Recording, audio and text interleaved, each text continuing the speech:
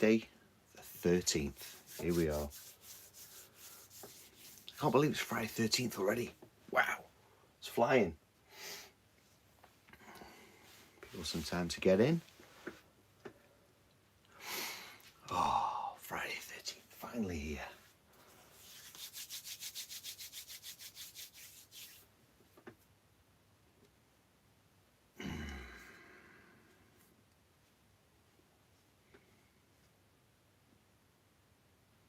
I have my trusty beer ready, and I've been waiting to start this. I tell you, all week. It's been a hell of a week. Let's have a look. Oh, there we go. Cheers, people. TM here, Friday the 13th. Let's go. It's the weekend. Oh, I've been waiting to do that all week. Superb stuff. Another one.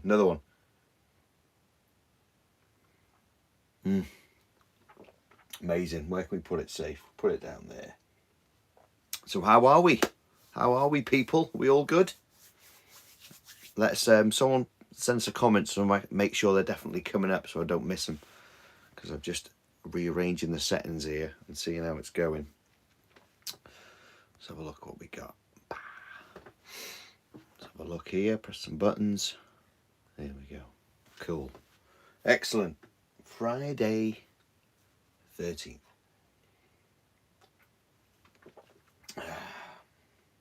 How is everybody? Are we all good? Evening, Paul. Yep, the comments are coming in. That's good. I was a bit worried in case the comments weren't coming in. Evening, how we doing? Everyone good? Oh, it's been a hell of a week. I tell you, it's been a hell of a week. So I've been looking forward to sitting up here, talking some horror and drinking some beer. Oh, and I got this the other day. A friend of mine, me boy's in a football team, and one of the dads there is a big Ghostbusters fan, and he got me this 500-piece VHS style Ghostbusters puzzle. How cool is that? Yeah, man, I haven't opened it yet, but look at that. That's really cool. That needs to be done. But it's VHS style. Look at that, look. Ghostbusters. Love it. Love it. So yeah, so that's getting added to the collection. So yeah, cool. Where's your thing now? The comments, where do the comments go? Oh, there you go, the comments are there. Do I get to see the rest of the comments? Ah, there you go. Love it, retro. Yeah, it's pretty cool. I like I say, I do like puzzles, but I don't really do them that often. But I'll definitely give this a go. It's just the fact that it's VHS style. Look at that. Especially with me getting back into VHS lately, it was a must. So how are we doing? Friday 13th. It's here. I've got my box set out. I got me From Crystal Lake to Manhattan box set because I didn't want to bring the records up here because it's pretty cold in the loft. I've put the heating on as well just to keep warm. But yeah, we're here. So has anyone snagged the Texas chainsaw that dropped with waxwork today? Has anyone grabbed that? I know Liam got it. I'm not gonna get it. I'm not gonna get it. I like it, don't get me wrong, but I think it's more Liam's bag than mine. I'm quite happy with the Shock and Truth record I got from Scareflare. Yeah. Oh, you got it, and you got the Substance as well. Do you know what? I've not seen the Substance yet. My daughters are like, Dad, you need to watch that movie. And I'm like, I will. I just haven't got round to it. I think once it hits one of the streaming sites, I'll probably get it. I'll probably have a watch of it, and if I like it, which I probably will, I will go out and buy the physical copy because I just love it. It is brilliant. Yeah, I've heard everyone's raving about it. It's pretty good. It's basically body horror, which is it's fine by me. I'm happy with that. Oh, cheers, people. Oh, well needed. Well needed. Yeah, so I was quite. It's been a good day for records lately. We've had Texas Chainsaws come out today. I picked up a couple for Christmas. I picked up, I saw it on eBay. I saw Monster House, by, I think, Waxwork. Did Waxwork do it? I think so. Yeah, that was on eBay for like 20 quid. I was like, I'll have that. And then it arrived, and I said to my missus, there you go, put that away for me. I haven't spun it or anything. I'll wait until, Christmas. I'll happily do that. Oh, have I seen the Crystal Lake vinyl that dropped from Shapeshift Records? Yeah, I did, and I went to buy it, and because I got Apple Pay with my Apple phone, I pressed Apple Pay, and what it does, it calculates it, doesn't it? Puts the shipping in already and puts the address in. And the record is £25 in the UK, and the shipping was £29. I couldn't do it. It was over 50 quid. I just thought, this is ridiculous. And now most scores nowadays, as we know, go for 30 to 40 is the going rate for a score. But when the shipping is more than the record itself, I just have to cross the line. I did comment on their Instagram. I said, I'm so up for having this, but the shipping is more than the record. And they said it's, is it UPS? They set the price. That's why they do the digital download, which is good. But being a physical collector, that front cover is amazing. The Jason skull, Jason skull. It's been a long day. Jason's mask in the lake, with the purple colours. It's absolutely beautiful, and the double-sided poster that comes with it as well. I want to get it, but it cost a bomb for sending it over. And with it being Christmas, the kids, maybe if it goes. They did. They've got. If you go on their website, they've got the Ghostbusters 2, this River of Slime, and that looks amazing. They've got warped editions for like, I think $10. But I don't mind warped editions because they said it might skip. But I remember it's on our Instagram, and it's way back. But I bought Halloween 2018 art edition, and it was warped, and it was on the turntable, and it would literally do that. It would play, it wouldn't jump or anything. And then I literally just put it back in its case and put it case. Oh, Jesus Christ. I put it back in its cover and its card cover, and then I put it back in my collection. I left it, and I came to it about a year later, put it on the turntable, and it's flat. I couldn't believe it. It actually flattened out. It almost, because my records aren't super tight, but they're wedged substantially, that it took the warp out. So I'm thinking, get myself one of these Ghostbusters 2 Shapeshift records, because I love the 8 to 16-bit stuff. I love all that. Got all the old games, ton of games down here, a lot of Mega Drive games. Look, here you go, Within Reach, classic. But then again, it was the shipping. It was the same deal with the shipping. The record was $10, and the shipping was $30. It was like, what the hell? But like you say, they don't set the thing. So, as we get the comments, I don't know how to get the comments up on here. Bloody hell! There's got to be a way.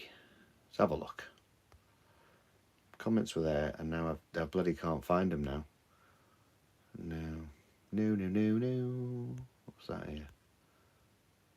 Oh, no, don't know what that is.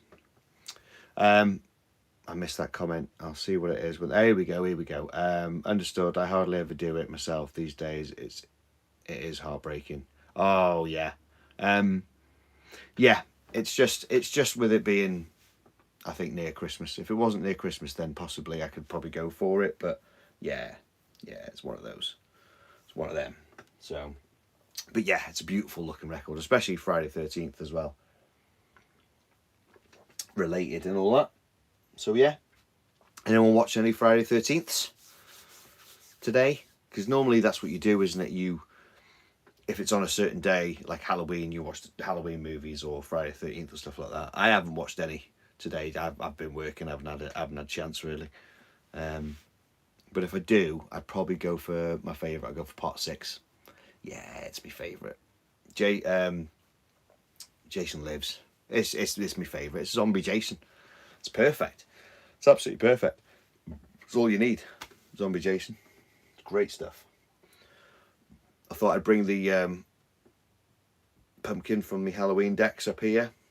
Better being up here and being used rather than being put away for the entire year. I thought it makes sense.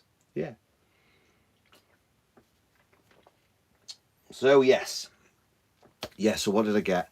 Monster House. I got that recently, and it's an unboxing actually. It is an unboxing coming out, but I got Prince of Darkness, the original, one of the TER Records versions, because I wanted the original cover. So that's pretty cool. What would Paul saying then? Let's have a look. Didn't have a chance. Didn't have a chance, but that, and have a weird spot for part 8 as well. Yeah, I do like 8. I think it's when he gets to Manhattan and he's out and he gets out into the main drag, doesn't he? And he stops and he looks, and he just looks around, you know, and he's doing the breathing thing because it's Kane Hodder, and he does the breathing thing, and then he stops and he sees all the lights, and then of course he kicks the punk stereo. That's amazing. A lot of people have a soft spot for part 8 because I think that's where they came in on the franchise. 6 is where I came in on the franchise. That hence why I love 6 so much. But also Zombie Jason, Tom Matthews. It's a bit of a win-win for me, with being a return fan, you know. But yeah, oh, it's so cold up here. My nose is running. Still, it's all good. It's Friday. It's Friday. It's the weekend. Yeah, superb. Is everyone ready for Christmas? Everyone sorted? All one of you? I hope so. We're nowhere near ready yet. Nowhere near ready. But we'll get there. We'll get there. I've had a couple of new editions on Blu-ray as well. Are they up here or are they downstairs? Ah, oh, they're downstairs. Bugger. Thought they were up here, but they're not. Ah, well. It's all good. It's all good. Amazing. This beer is going down all too well.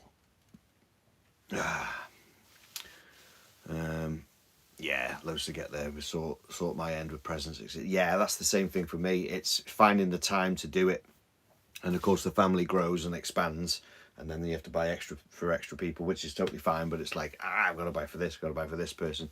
Yeah, I understand that. I know what you mean. I do know what you mean. So, yeah.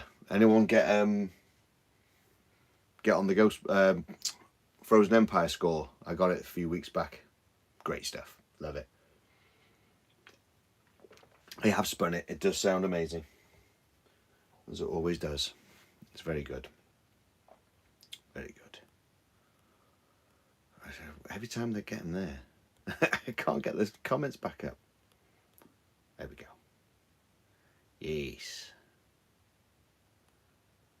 There we go. Cool.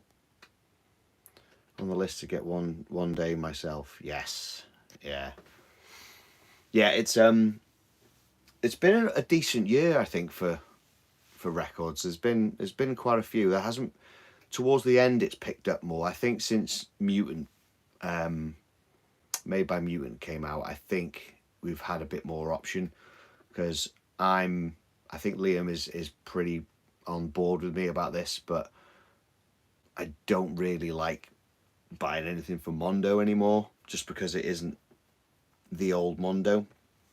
Saying that, I did buy a Return of the Living Dead score. They brought out a Mondo variant, the Pink Brains one, and I gritted teeth and I did buy it, and I felt dirty afterwards, to be honest, because it was a bit like, oh, I said I wouldn't buy from Mondo, but I collect Return of the Living Dead variants. I'm trying to get them all.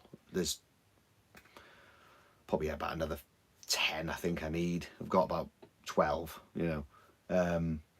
But yes, but since Mutant came out, there's been way more choice. I know Liam got Society in the Snow, he got Longlegs, and he got The First Omen.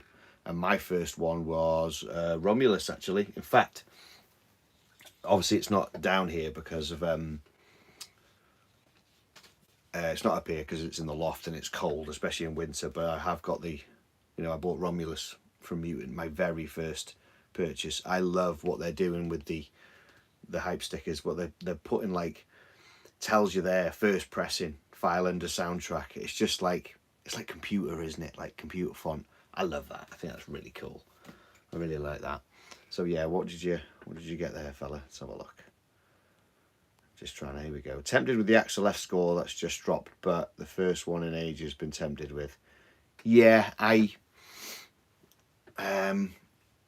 yeah, that's the problem. I think there's still people that work at Mondo that do the soundtrack side of it, and I'm sure they put a lot of love and heart into it.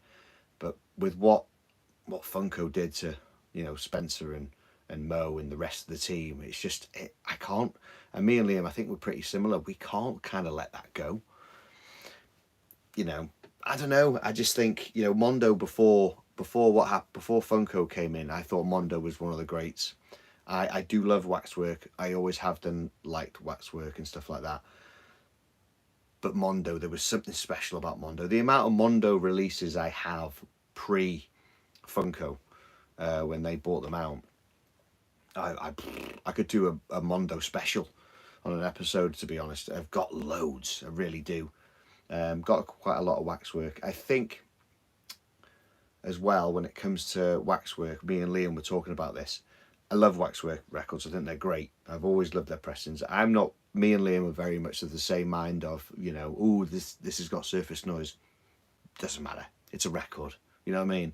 Yes, things are progressing and they sound better than they used to back in the day and stuff like that. But, if you get the odd pop and crack, unless it sounds absolutely god awful, I don't think you need to, contact the record label or send them back personally. But that's just me. So yeah, the only thing with waxwork now is they've got their plant and they're repressing everything, and it makes sense because if you've got a new toy and you've got you've got yourself it's like when you get the sandwich toaster out of the cupboard. You go, oh my god, I haven't had sandwich toasters. The toasting machine out of the cupboard. I haven't had toasties for ages. So go up the line from Space, you go, you have cheese and onion toasties, then you go and have bean toasties, and you just go OTT with it because you've got it, and you're like, oh, I forgot about this is amazing, and you keep making them. And I think Waxwork are doing that with records. Do you remember One Way Static label? Yes, of course. Do I own any? I don't think I do. I think Liam got the Hills of Eyes. That was One Way Static, and I think he has other ones as well.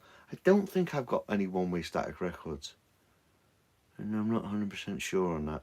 I know I've just recently got my first TerraVision one, and I know Liam's got a few already, but I got Return of the Dead Part 2, and TerraVision are killing it, man. Oh, it's so good. Yeah, it's great. Packaging was great. All the freebies you got with it, that was very old school. That's what I miss. Do you know, that's what I really do miss from times of old, sound like an old man, is the goodies, the stickers, the flyers, the stuff like that. I think the last one that Texas Chainsaw came in my Ghostbusters. That's the first time I've had something from Waxworks in ages. I used to have stickers and all sorts for them, but no, don't get them anymore.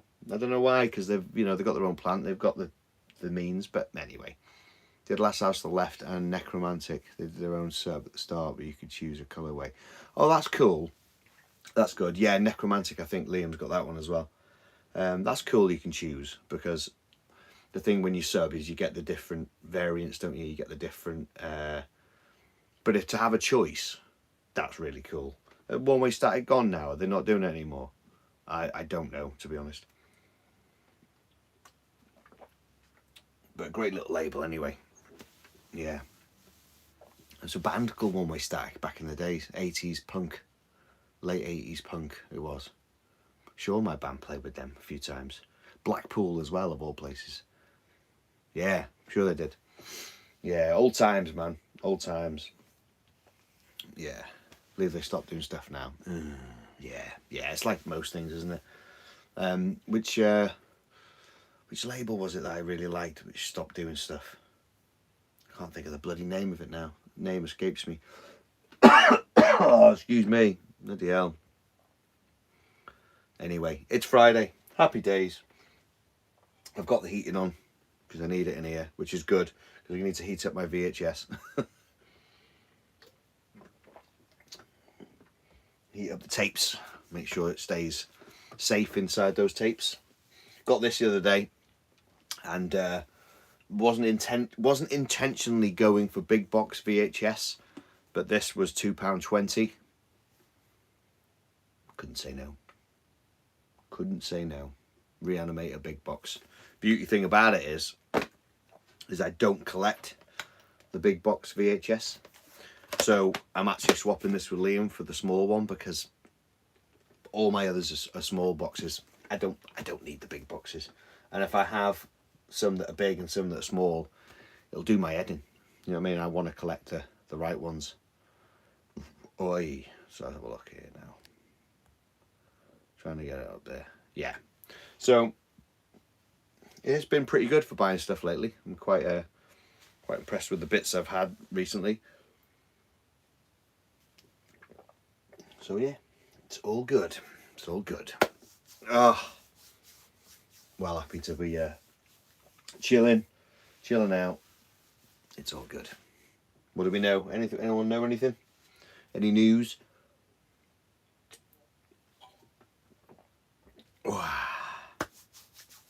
Very good. I'm trying to think what else. Is there anything else I got here? Oh, got this one the other day. Have you got Halloween 3 on VHS? No, I don't, unfortunately. Literally because it's so expensive. No, it's too expensive. I've seen a couple of bootleg versions for like 20 quid, and even that for me is kind of too much. But I did get this the other day. It's all crinkled and wrapped because it's about 30 years old, but I did get this the other day.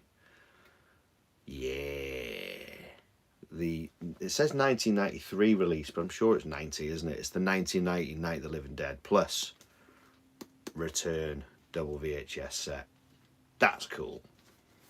That was pretty cheap. That was like a fiver. You know what I mean? $2.50 a movie. I mean, dead format, I know, but I'm back in, man. Liam's fault. I got sucked into the VHS world. And there you go. So yeah. But no, Halloween 3 I'd love to have it on VHS, but I don't want to pay a lot. I mean, I've got that's the German media book, and the quality on that, the picture on that is absolutely superb. Oh, I put it on, I was just like, wow. Because I don't collect many Blu-rays. I've got way above me, above where the camera is, there's a little shelf because of the apex, and there's only about that many Blu-rays, to be honest, because I think I've got I'm starting VHS, I've got tons of the DVDs. I don't want to go mad, and I don't want to go 4K because I haven't got a 4K telly and stuff like that. But watching the quality of Halloween 3, the German media book, bloody hell, it was good. I was like, wow. It's almost like I'm very new to this. I'm very behind the times when it comes to watching stuff in, like, you know, on the Blu-ray, and I've not even seen anything in 4K, to be honest. But it's like watching something now from then, and it's been cleaned up and it looks great. You're like, wow, look at the picture. It makes it feel like it's a first time watch. You know what I mean? There you go. I used to have, I'm sure it was a cut version when Madge does the badge in the motel, but it's cut before you see her face. Yes. Now I want to ask about that because there was I think I posted that on my Instagram, Tin Man's Revenge, and my mate James Yodenator, he commented and said, "Ooh, is that the uncut version?" And I was like, "What do you mean cut version?" And he said that the UK version, which I've got on normal DVD, is cut. I think that's the only version I've ever watched, but I've always seen the bit with the badge with Madge and then the face and then the bug comes out. That's always been in the version I've seen. So do you know what I need to do? I need to go and get I need to stick on the UK version and see if that's on there, because I'm curious now. I didn't realise there was a UK cut version. I didn't think it was anything that bad in it that was worthy of a cut. If anything, it'd be the kid bit, wouldn't it? I think that would be the bit they'd probably wouldn't cut it out, but they'd shorten it. They like to shorten certain scenes, don't they? But yeah, man, great. Yeah, I reckon the VHS would be the same as we got it here. The UK. Let's have a look. This was the UK one. Look at this beast. Look at that. DVD video. There it is. Look at that. I've had this one for ages. This is the MIA version. That's the UK one. I didn't realise it was cut for years. Saw the uncut version on TV. No way. Saw it on TV. Was that when it was like first shown on TV, or you're talking years later? This is like, I've had this since I started collecting DVDs. But yeah, man, MIA, amazing. MIA is great. I'm starting to get a ridiculous collection of the Halloween 3 versions here now. There's more here. Look at this. What else do we get? Got this Region 1 recently, years later. Ah, nice. I didn't even know. I've got the Region 1 widescreen edition. That's a cool one. We have the collector's edition. This is the Scream Factory Region 1, but it's the DVD. I know they do the Blu-ray, but that's got the, obviously, Scream Factory do the reversible covers. And the back's actually different as well.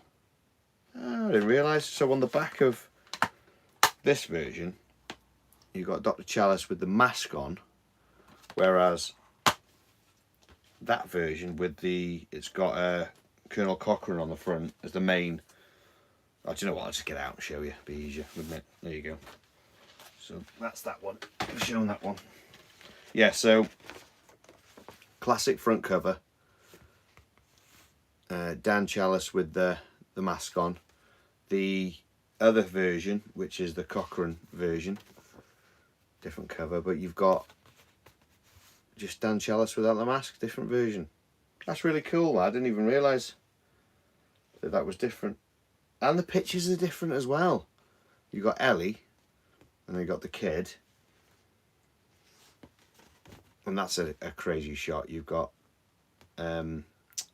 Ellie's dad with Dan there, and Ellie again. That's cool. I never really bloody noticed that, you know. I don't look at these things half the time. This is half the problem. I don't look at these things. I collect these things and you just go, great, great. You get it. You bring it home. You go, oh, I've got it. It's amazing. You take a picture of it. You might put it on socials and then you kind of put it on your shelf and you kind of go, oh, cool. Need to sit and watch them. There again. Get this bloody thing back in now, can I? You know what? We're going to change it over. We're going to go for the Cochrane cover. Yeah, why not? Treat yourselves, eh? Treat yourselves. Put that in there. Scream Factory. There you go. Would love to meet Tom Atkins one day on my wish list. Yes. Was very lucky. I've crossed that off my list. I was at For Love of Horror and it's actually here. I haven't put it in a frame yet, which is sacrilege really, but yeah, I did just that. There you go. Wearing my Halloween 3 shirt from Hell on Shirts as well. He's an absolute, the nicest guy ever. Got him to sign my Halloween 3 score as well. Yeah, he was at For Love of Horror about 3 years ago. And Tom Matthews was there. And I was, oh my God, I'm meeting Tom Matthews, Return of the Dead, Friday 13th, blah, blah, blah. And I was so transfixed on meeting Tom Matthews. I'd never met anyone, a celebrity before, and got anything signed. I'd gone up to people and gone, you're great, and so.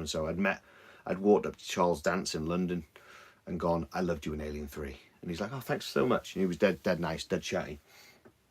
Not Game of Thrones, Alien 3. Because I've not seen any Game of Thrones, although I've seen about 1 million episodes at Liam and Lisa's house. So I'm meeting Tom Matthews, I'm in the line, I'm chatting to him, we had pictures together, and then next to him was Tom Atkins, and Liam was in the line to meet Tom, and I think I took a picture of him shaking his hand, which is really cool. It's on our Instagram. And then I think it was last year, I thought to myself, why didn't I meet Tom Atkins then, 3 years back? Why didn't I meet him? He was right there. He's a dead nice guy. He's in all the great horror movies from the 80s. he's getting on. Why didn't I meet him? I thought, well, that's my chance blown. I'm never going to meet him now. And then they announced him at the For Love of Horror this year. So I was straight away like, oh my God, I'm actually going to go and get the picture done. I've never had a photo op. I've never been interested. I've never been interested in getting records signed or anything signed, to be honest. And I haven't got the bug, but Liam was like, you've got the bug now. Not necessarily. I think what it is depending on who it is and what it is. But I was thought, I need to meet Tom Atkins and I want to get a picture with him. The plan was that Liam would come with us and we'd get a picture together, but he couldn't make it, which is a shame. So it was just me at the time being. But yeah, if you get the chance, dude, if he goes to any cons, where are you at now? Whereabouts are you at? Because if there's anywhere cons near you, definitely go for it. Hard to get stuff signed in the UK. It's only harder to get stuff signed in the UK because you've only got For Love of Horror or HorrorCon or Days of the Dead. South London. Oh right, okay, yeah, cool. Yeah, so you've got see if you're in South London and then coming all the way up to Manchester would be a pain in the arse, wouldn't it? I suppose. It's a bit of a trek, but you've got Manchester for not Days of the Dead. That's in bloody America. What's it called? Weekend of the Dead, the Romero one. Yeah, that's in Manchester as well. So again, it's up north, isn't it? And then HorrorCon's Sheffield. So yeah, it's a bit of a trek either way. But yeah, there's mainly two main cons, maybe, I'd say, and then Weekend of the Dead maybe, but that's just a little tiny one, isn't it? Which I've not done. Liam's been a few times. I've not done it. I need to go. I'd like to meet some Romero folk. That would be really cool. Yeah, hopefully if Tom Atkins comes back, yeah, man, definitely meet him if you can. He's a really nice guy. Bit deaf though. I did notice. I put my thing down and said, can you sign it to so and so? And he's like, who? Who? What? A different name. Oh, I haven't. 225 is last ever Weekend of the Dead. Oh, well, I better get to that then. I better go and say I've been at least. Oh my God, yeah. Because it's been every year and it's every time it's come Weekend of the Dead and something's up and I can't go or whatever.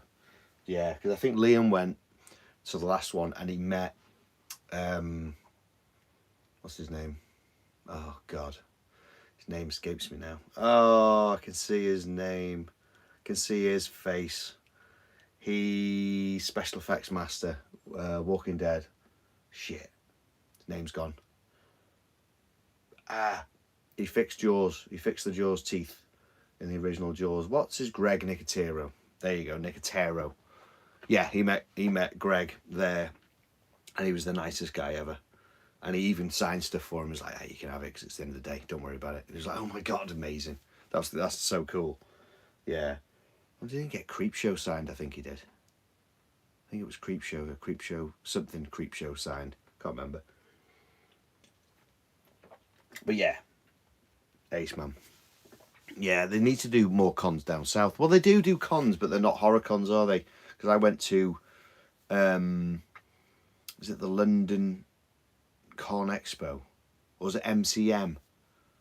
Yeah, when my daughter wanted to go meet somebody from whatever movie it was, I think it was Twilight or something like that.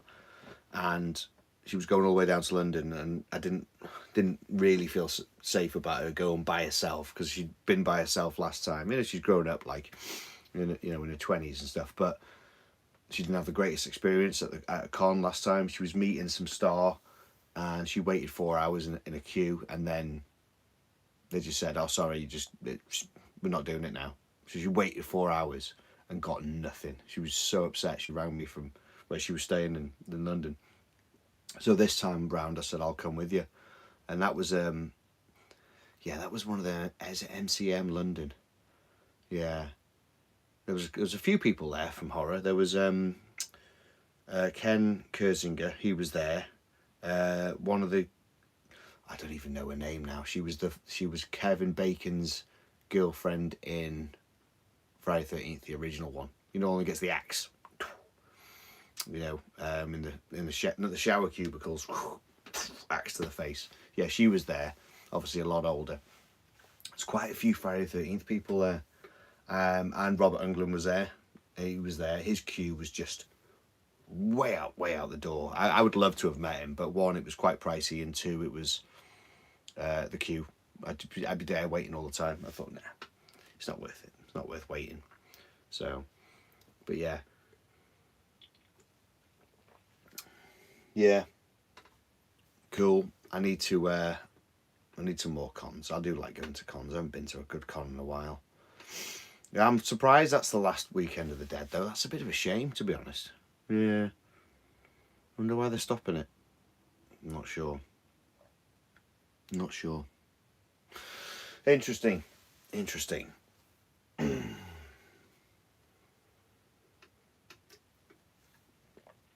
Oh, dear me. So, I've got my Friday the 13th box set.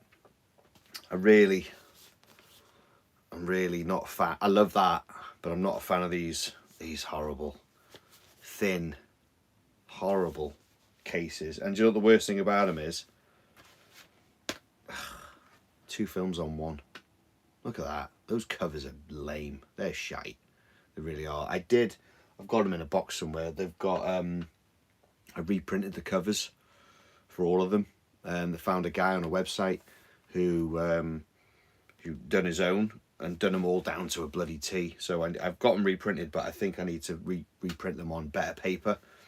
But at the minute, they're back in the box set. Are they in here? Or I'll put them in this. I don't even know if they're in here. I think I'll put them back in. Yeah, they're still in here. There you go. Yeah, there you go. Used to have that DVD set. Oop, pressing the wrong button here. There we go. There you go. I used to have that DVD set. Sold it when I got the Scream Factory box set. It was good when I first got it. Yeah, I mean, I think I picked this up for less than 20 quid, and you can't complain to have 8 movies, you know, in one go. That's pretty cool. But yeah, the Scream Factory box set is amazing. Pricey though, isn't it? Yeah, a bit pricey. I want it, but yeah, the Region 1 box set of that has an extra disc. Gutted, man. I think it's got like an extra special features and stuff like that. But yeah, this one doesn't. It's just the 8 movies. So what's your favourite Friday 13th? What would you go? Oh, you said you were a soft spot for 8, wasn't it? That was it. Is 8 your fave? Or would you go for something else? I don't know. 6 is my go-to, but I quite like 3 and 4. 3 and 4 is good. I had the Region 1. So you got the extra disc. Nice. So that's the one you know then. That's cool. Yeah, if I ever was to grab, you know, this and go, right, let's put one on. 6 is my go-to because of my introduction. I don't know. What would I say 6 is my fave. First one I ever saw, I believe. Yeah, same for me. I think the best looking Jason is part 7. And I don't mean with the mask on. I mean when his mask comes off and he's got those teeth and he's doing the you know what I mean? And because it's the what's the name one, isn't it? One with the powers. I've got her name. Yeah, she whips his mask off and he's got that face. I don't know, but that face for me, it just stuck with me. It's just really good. I love it. But yeah, gutted about the dad coming out of the lake scene, because have you seen the behind the scenes? I think they even had that. They had to make. I don't know if they even shot that where he comes out, but he's more like he's got sunken eyes because he's dead. Whereas you know I think the producer at the time was like, no, that's terrible. Yeah, and the spine showing. Oh, yeah, that one was brutally cut. Yeah, because there was some producer was like, no, we don't want that, and they literally had him come out with just like a bit of dirt on his face. It's unbelievable. Such a shame, man. Such a shame. But yeah, I don't think there's even a decent cut of that, of 7. I don't think there's even one out there. So, yeah.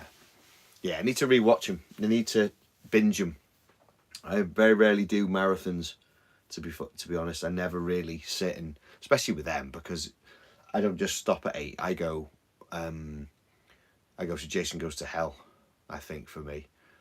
No, no, I don't. I go Jason X.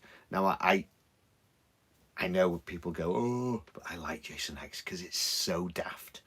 It's ridiculously crap, but I love it. But it's the same reason why I like Freddy's Dead. You know, yeah, yeah. To keep me to watch Jason Goes to Hell. It's been years since I've seen Jason Goes to Hell. To be honest, I have seen it a lot back in the day, but it's been years. In fact, I don't think I own it. I think I've got 1 to 8, and then I've got got Jason X after that. So I need to get it, but I'll get it and I'll watch it. But got a soft spot for Jason X. I just find it completely daft. I don't know why. I just, I mean, the cryogenic head smash has always been a favourite of a lot of people's for like favourite kills and stuff like that, I think. But I got a soft spot for Freddy's Dead, and Freddy's Dead's awful. It's absolutely atrocious, but I've got a soft spot for it because I didn't even sneak in. I was allowed in to my local cinema to watch it, and that would it have been an 18 at the time? Yes, Waxwork do need to release 9 and 10 on vinyl now. Well, do you know what? They've got the plant. They could. I'm sure, if they haven't got the rights, they've probably got the cash to buy them back, just to complete the set. Because like I say, they've done it all the way to 8, haven't they? So they've got to complete the set. I think it needs to be done. But what is Freddy's Dead? Is it an 18? Do you know what? I don't even remember. It doesn't feel like an 18. It feels like a 12. Can't get the bloody thing out. Too many. There you go. Freddy's Dead. What is Freddy's Dead? It is crap. We know that. But what rating is it? Is there a rate? There's no rating on it. That awful cover. Shite. Absolutely terrible. No rating on the US version, because these are the US. These are the region 1s. Have we got it on the Nightmare, the classic box set? The UK version. Does it have it on here? Let's have a look. I know we're Friday 13th, but we're just having a quick perusal to double check. Freddy's Dead. There you go. Freddy's Dead 18. There you go. Yeah, that's right. I'm sure Freddy's Dead was an 18. Yep, it's an 18. And I was allowed into the cinema to see it. And that would have been 1994. Was it 94? 1991. I wasn't old enough. No, nowhere near old enough. They let me in, and I've still got the glasses, the 3D glasses, and it even has Freddy's Dead written on the little arms there. Don't know where they are. There is somewhere though. But yeah, so I got a soft spot for Freddy's Dead just because it was my first Nightmare movie in a cinema. But it's bloody awful. Don't get me wrong. It's crap. The movie's terrible. Yeah. But I think Jason X and Freddy's Dead, they are like the lower tier of the Freddy and the Jason franchises. But I watch them. I don't mind. There's worse things out there. You know what I mean? It's part of the set. It kind of can't. It's like the Halloween franchise. I mean, I'm a massive Halloween 3 fan. Massive Halloween 3. And some people dodge Season of the Witch. I don't, because I think I actually prefer Season of the Witch to the other ones, because, I mean, the first Halloween is legendary and it's perfect. After that, I don't mind 2. I just need to rewatch 2. I haven't watched it enough, but I think 4 and 5, and then where they went with H2O and the other ones, oh geez. And then you got the Blumhouse, the new trilogy. Oh yeah. So I don't know, but I like to complete shit, so you never know. Yeah, it was cut to shit with her, wasn't it? Where are we now? Messages. Why can't I find the messages when I need them? There you go. Yeah, nothing else there. There we go. So, if I need to give. Oh, here he is. Paul's here. Sam Hain, Horror Collectibles. All right, mate. Here we go. He's saying, all right, lad, did you grab Texas Chainsaw Massacre today? Oh, shit. Video. Also, Halloween 4 isn't a bad one. Good Halloween atmosphere, I think. Yes, okay. We'll jump on the Halloween thing first. So, of the newer...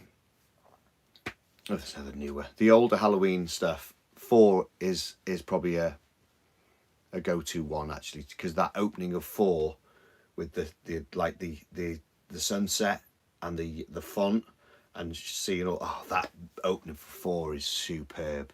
Really, really dig that. I think that's really good. Yeah, 4 is better. I love the ending of 4. Spoilers from 1988, but I really wish they'd done that. I really wish they'd carried on with Jamie Lloyd. I don't know. It was perfectly set up, and they're too scared to not have Michael, so they made her a mute for 5. It pains me to when they do that with 5. I don't know. I don't understand why. I thought, that what's the bit you remember about 4 the most? It's that opening with all that beautiful sunset and the font and the score, and it's the ending with her with the scissors. That's what everyone remembers. He didn't do it. But yeah. But to jump back to your agreed, 4 was a spooky ending with somber closing credit score. Yes. Yeah, definitely. And even the opening score was different. It was really good. I do sometimes like to stick on 4 and just watch the beginning opening, be like ding for a bit, and then go, yeah, that's cool. That's all I need, just to keep me going. I didn't pick up to answer your question about Texas Chainsaw. I didn't pick it up, but Liam did. Liam's all over it, so we will be doing it on SP. Put it this way, yeah. I spoke to Liam today, and he said, he goes, "Did you get it?" I was like, "I didn't get it because I'm not as big a fan as you." And he's like, "I got it." I said, "Oh, cool. We'll have an SP episode of that then." So that's happening at some point anyway. What we got? 5, totally missed opportunity. Even producer's cut of 6 was better than what they had. Yeah, because there's 2 versions of 6 now, isn't there? I don't know which one I've seen, and I don't know which one I've got. In fact, have I got it here? Yeah, I do have the curse. Is it the curse? Yeah, I do have the curse, but I don't know for the life of me if anyone else knows which version that is. I'm guessing that'll be the theatrical, as in not the director's one. I'm guessing. Been a long time since I watched this. Jeez. In fact, looking at this, there's literally no extras on it at all. And a very young Paul Rudd. I need to rewatch this. I always loved this one. Yeah, theatrical. Cheers, buddy. I knew someone there would be a new Paul there would be able to sort it out. But yeah, I haven't watched the other one, so I need to watch that. It's another thing I'll need to watch. Yeah, need to binge a lot of these series. The films, I don't get a chance to, but yeah, that's fair art. It's proper weird score, in fairness. And 4 at the beginning is Manic Loomis. Yeah.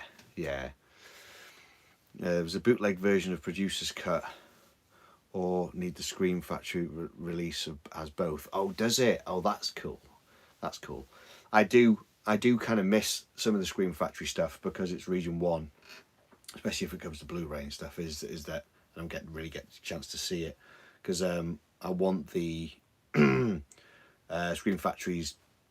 Factory 1 and 2 of Return of the Living Dead because they've got everything on it, and yeah, we'll get them one day. That'd be cool. Yeah, no, the Texas Chainsaw is wild, isn't it? I've got this score from Mark Fox, our mate Mark, who did Shocking Truth, and that's wild. That is wild. But I love that. I do love that. But Sam Hain, Paul, I'm guessing you bought Texas Chainsaw today. Did you get the bundle, everything, or did you just get the record? I was wondering, actually. I was going to message you saying, like, this it dropped today, but a bit of a stupid question. I knew you'd be on it. But did you get everything, like the tote bag, the slip mat? I'm guessing you did, because I know you want that slip mat, because that was been your Instagram icon, whatever, for years, up until recently, up until Salem's Lot. This beer's going down so well. It's so nice. Oh, it's too good. Oh, it's the weekend, people. I love it. I'm loving it. What else have we got? Well, we're talking Halloween. Ooh, do you know what we don't actually own? Oh, yeah, here we go. Yeah.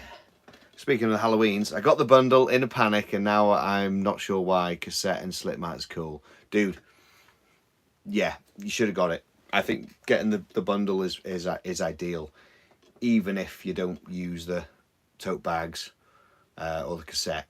You're a massive Texas Chainsaw fan. If you didn't get that bundle, I would have thought there'd be something wrong with you, to be honest. Speaking of Halloween 4 and 5, really old. What a company even is this? I don't even know. There you go. Basic. AIR? What are these? Hollywood DVD. Do you remember them? God, they were crap. But there you go. Yeah, 4 and 5. I've had them for years and years, but never really. I have watched them, but it's been years since I've watched them anyway. But yeah, classic 4 and 5. There you go.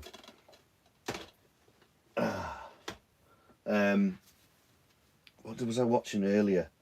They Live. Brill DVDs. Yeah, they are. Yeah, I say they're old, as in, you know, I mean, I've had them for years. In fact, I even think some of the spines are slightly faded. You know, like you can see the bottom one's a bit darker than that one. Possibly been on a shelf for years. What was I watching earlier? They Live. That film just never gets old, man. Never gets old. I love it. The score, everything. That's going to be me and Liam spoke about this. Should we do They Live, because it's not essentially a horror movie, but I think the idea is horrific, so I think we should do it on SP. Totally. It's another John Carpenter anyway, you know. It was done by the versions we've got. I think they're done by Death Waltz. So yeah, I think we should do They Live. It's just a great damn movie. Love it. Tell you why I was watching it, because somebody's posted it on YouTube, and I think it's a really, really good cut. Yeah, They Live's got to be done. I think so. More sci-fi than horror, but it doesn't matter. It's a great movie, you know, relevant today even. Just watching that scene before, as daft as it was, I was washing like the pots in the kitchen, and I put it on my phone and put it on the shelf, and I'm watching it, and it's where he gets the glasses and he puts them on for the first time. It's such an iconic scene. I can't get enough. I love it.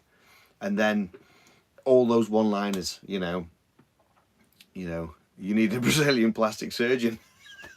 I love it.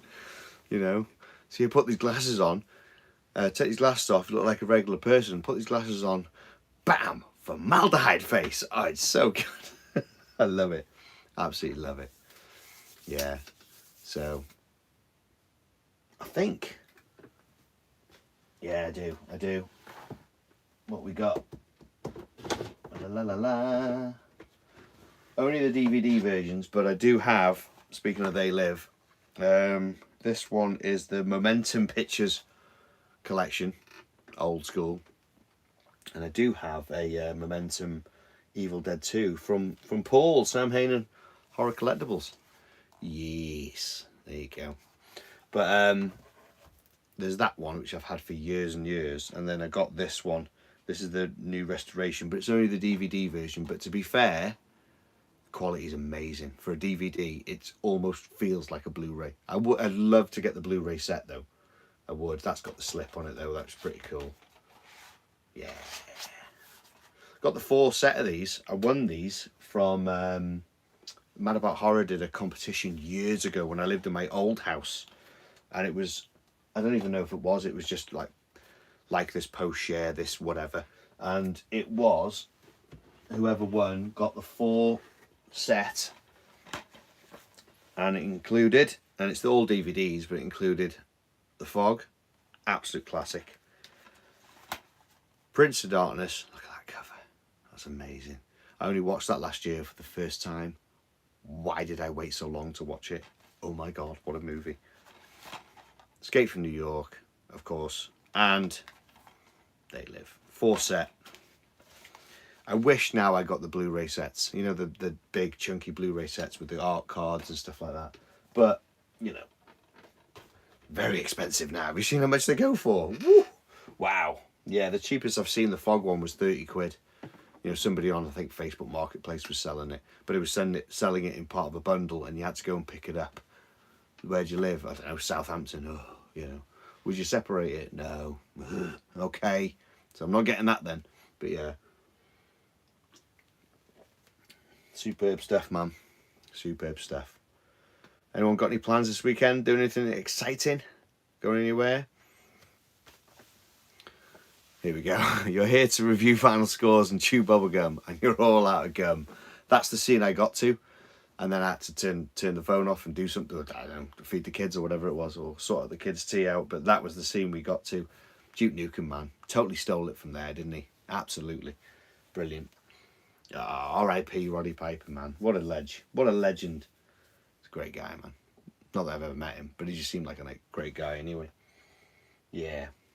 I love that stuff, man. Beer's going down very well. Hopefully we won't need to go to the loo too often.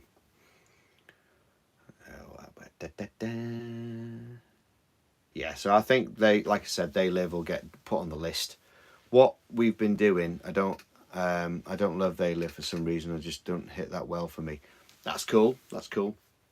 The score for that it's a tricky one because it's very bluesy, isn't it? It's got boom, boom, boom, boom, boom, and it's got almost like harmonics, isn't it?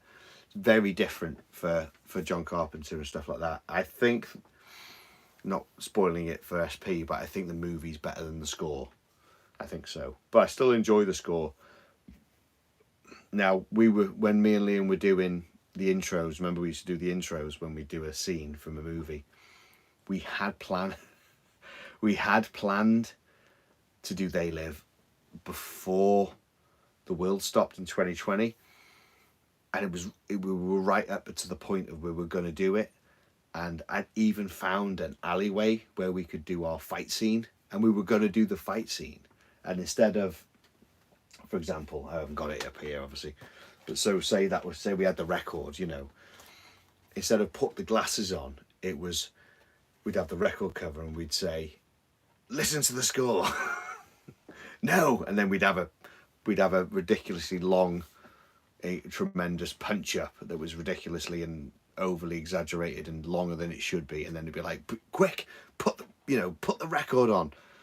All right, I'll put the record on. Then the scene would have been where we go back to his house and we put the record on and you go, actually, yeah, it's all right, and that would have been the cut. Oh, those are the days, man. The intros. Sometimes I miss the intros.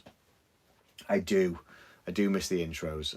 Sometimes they're fun. Frustrating, I think, sometimes, though, because we're literally zero budget, and we tried in the past to do it on a zero budget, for example. So certain ones like Aliens, I enjoyed doing it, but it was like, I don't have the surroundings, you know. I don't have anything that looks like Hadley's Hope.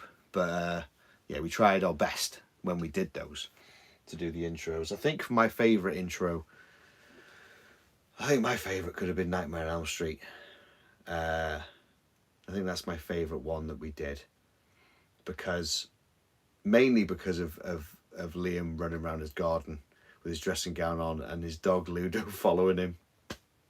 I think that killed me, and he's sat there reading a book about Rose West.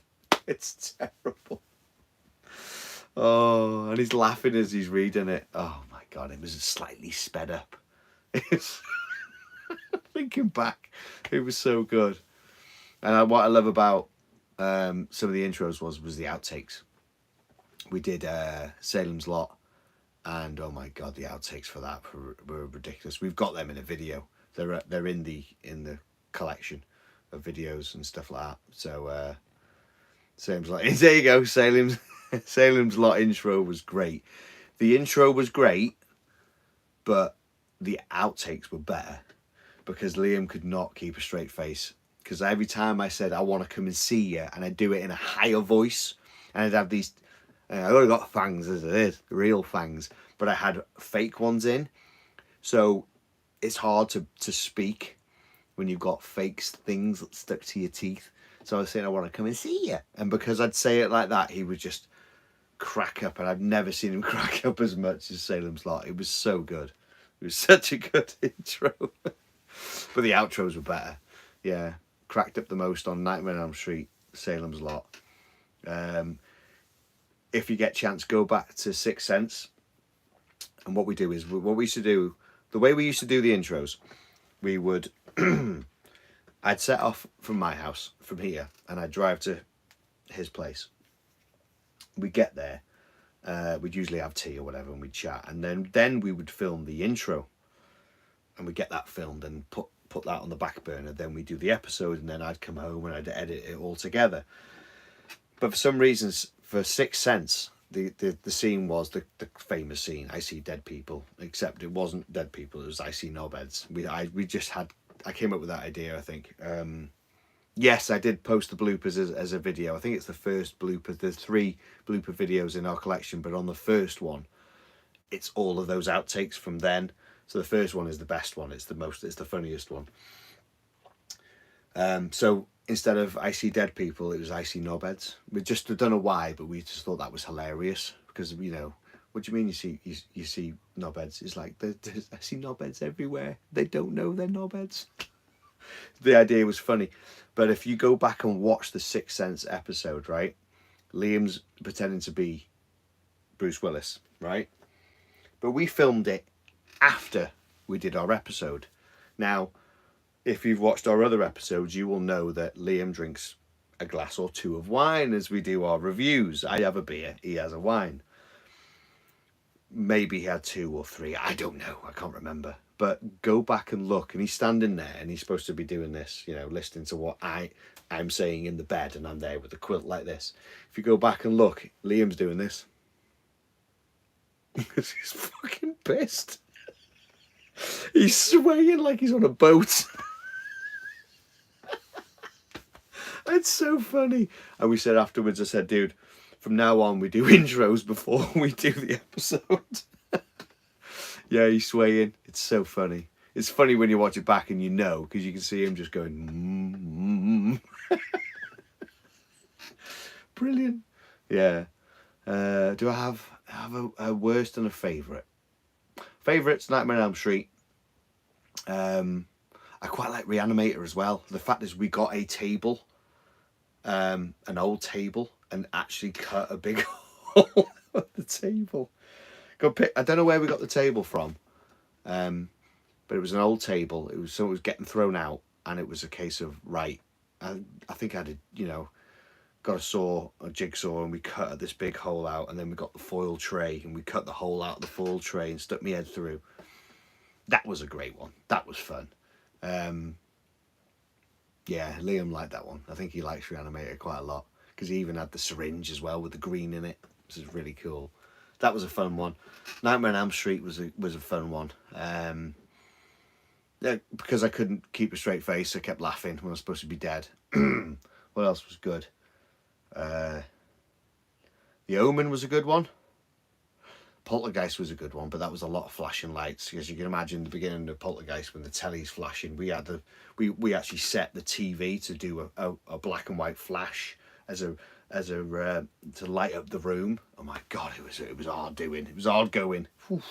But that was a good one. Poltergeist. Reanimate was one of the early ones. That was one of the first 10.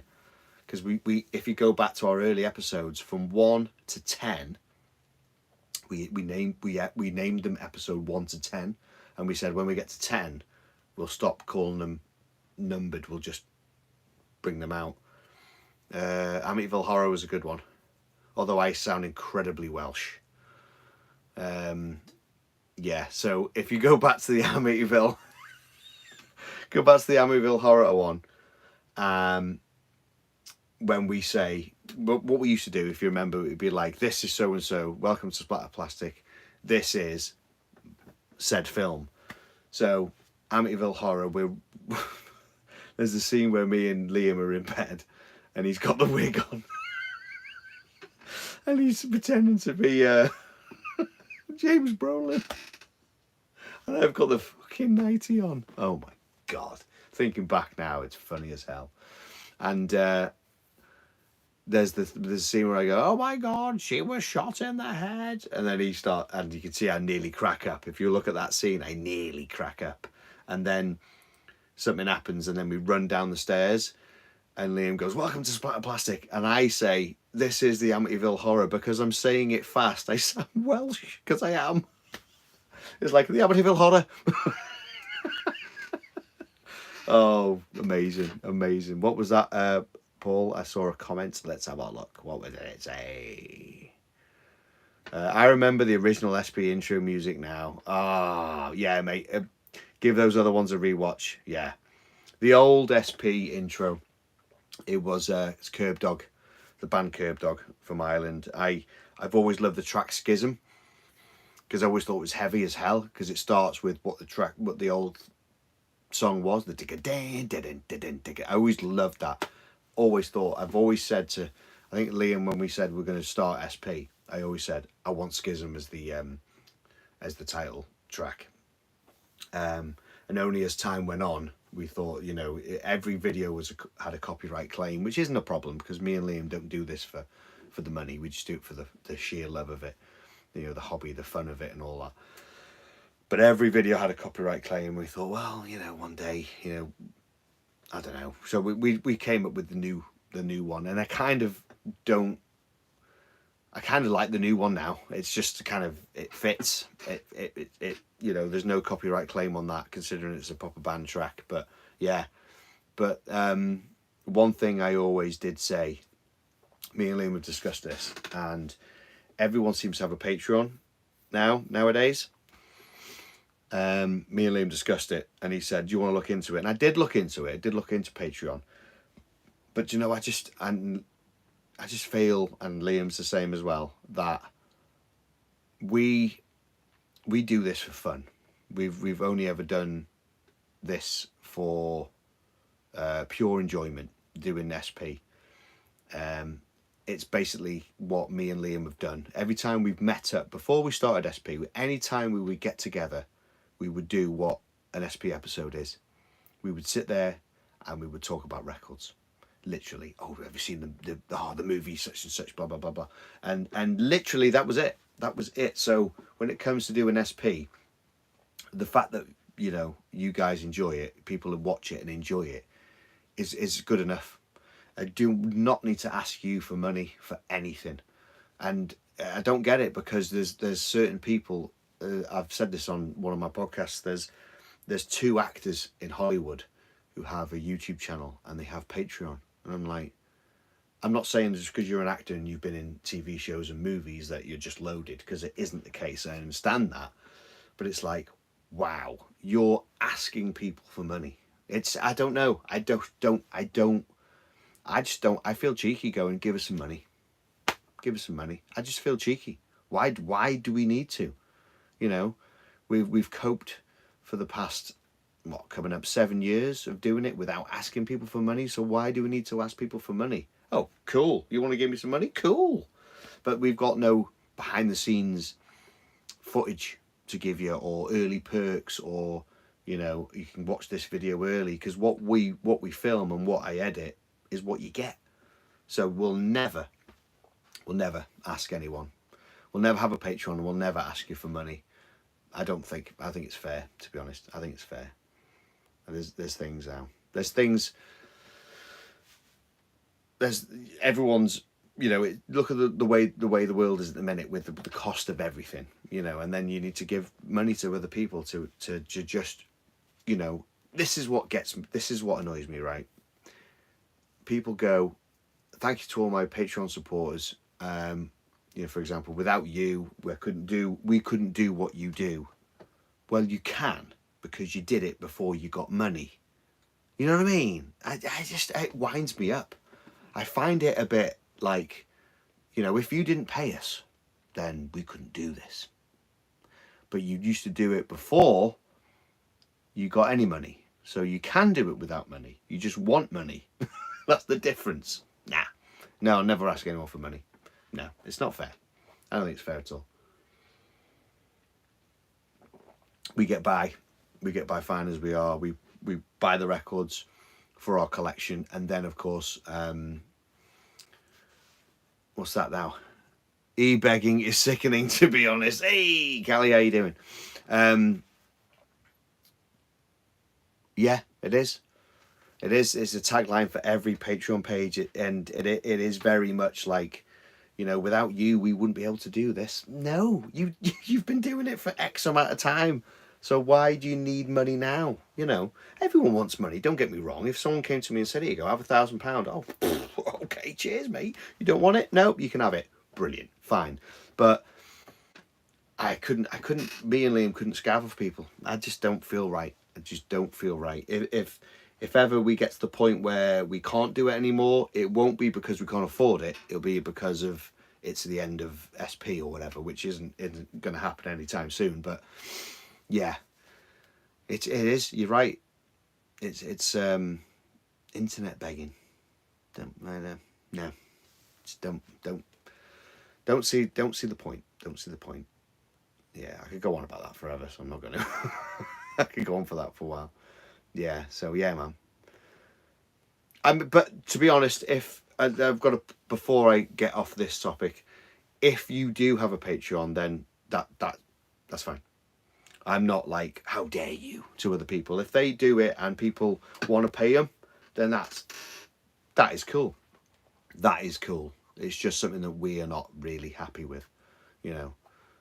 Not something I'm looking to look in. I did look into it. I'll admit I did look into it when the channel started taking off a little bit more. I was like, ooh, let's look into it. But then I saw all these tiers of different things, what you can, and then I thought, well, we can't provide, and I don't want to be one of those channels that go, just give us £1 a month for nothing.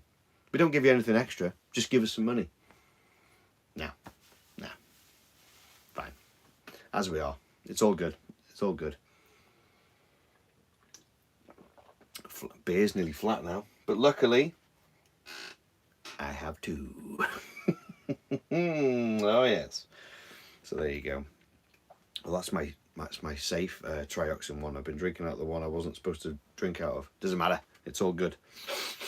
Yes. So, the weekend's here. Oh, I'm so glad it's the weekend. I'm thinking of watching. What we're gonna watch? It's my fave. It's starting to be my new fave. I'm gonna get it from the top shelf. I think I'm gonna watch this weekend because it's my new fave and I love it. Night of the Creeps. What a movie! I love it, especially this Eureka one because it's got a ton of extras on the back. Great little documentary. It's on YouTube as well. The documentary, not the movie, but the documentary's on YouTube. Definitely worth checking out, man. Yeah. Oh, Callie, you didn't get to the shop. No IPA for you tonight. Sorry, dude. I'll have one in your honour. I'll finish this one and I'll crack open a new one for you. Yeah, man. Yeah, I had my last weekend was my work's Christmas do. And my work's pretty good because they provide you with a nice meal in a nice place, and they give you free bar, and everyone normally is like, whoa, so you know, free bar. So I drove and I didn't drink because I just wasn't feeling it. I can go for a good week or two without having a drink. So obviously didn't drink last weekend. Waited all this week until tonight to be able to have one. So for the people who are, cool. For the people who aren't, here's to you. Bit under the weather, so no alcohol for you. That's Paul. Yeah, man. Yeah. Get well soon, buddy. Yeah. That's the only thing. There's loads of crap going around. Everyone's ill. It sucks, man. That's one down. Yeah. No, there's nothing. No point drinking if you're not feeling great. So yeah, good stuff, man. Yeah, it's ace. Oh man, we've already been doing it over an hour already. It doesn't even feel like it. Oh, I love it. I can keep going. You guys keep going. I can keep going. You know, I think I'm working early in the morning, but I've had a call for 3 weeks. Woo! Huh. Was there a new Return of the Dead trailer today, or did I imagine something?